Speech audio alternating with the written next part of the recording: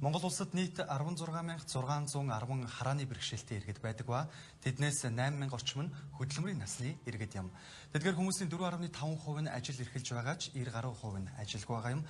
Харааны бэрхшээлтэй хэдий ч бусадтай мөр зэрэгцэн ажил хөдөлмөр эрхэлж яваа нэгэн залуу ийглийн мэдээ онцолж байна.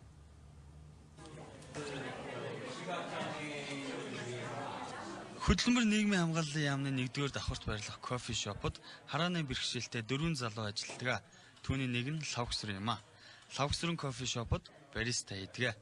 Өдгөө 23 настай тэрээр дунд сургуулаа төгссөний дараа сэргээн засаг үндэсний төвд үргэлжлүүлэн суралцж талах нарийн бовны чиглэлээр мэргэжил эзэмшсэн юм а. Харин өнгөрсөн оны 7-р сард мэргэжлийн баристагийн сургалтыг дүүргэж одоо энхүү ажиллаж байна. Ажилдаа хэр сэтгэл хангалуун байдаг талаар нь асуухад тэрээр биднийг зорж манай кофе шопоор үйлчлүүлж байгаа хүн бүрт чин сэтгэлээс кофе найруулж өгдөгөө.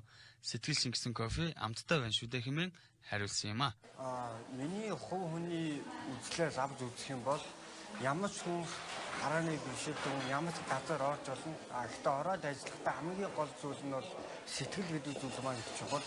Сэтгэлээр гоё тэгэн ажиллаж байгаа газартаа гоё хандаад сэтгэлээрээ ажиллаж чадах юм бол ямар ч ажил орсон асуудал байхгүй гэж байна. Талхны нэрийн бовны мэргэжлэр би ажиллаж байсан. Өнгөн захад хүмүүсний байгууллага. Тэнд нэг 2 жил гарсан ажиллаж байсан да.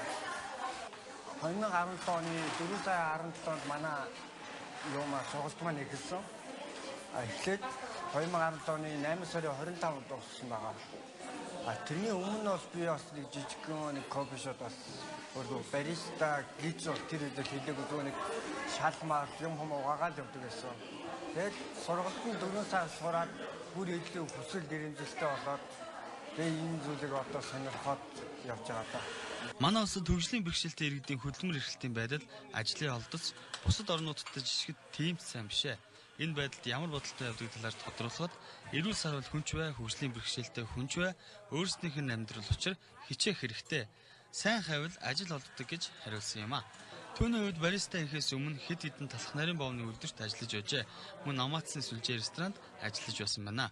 Одоо хийж байгаа ажилд нь ганцхан хүндрэл байдаг гэсэн юм. Харааны бэрхшээлтэй байхын хүндрэлтэй тал нь захиалгын хуудас, тооцооны биелдэр хэтэрхий жижигээр бичснээс болж зарим тохиолдолд энгийн хүнээс тусламж үздэг байна.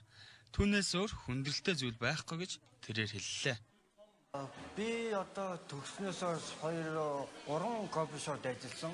Гурлаа кофе бин тейлэр, Намаацны сүлжээ дабл шот, Алта бар пико 3 кофе шопд ажиллаж байхад миний харц ажилласнаар бол ингээд бол хүн өөрөө хичээх юм бол ямар ч газар ажиллаж болно гэх бол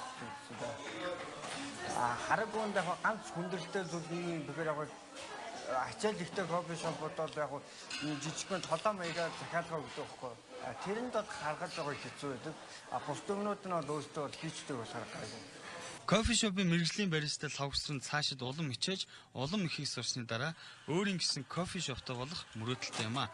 Одоо харин төрсэн ахтай туслаж гэр бүлээ авч явж байна.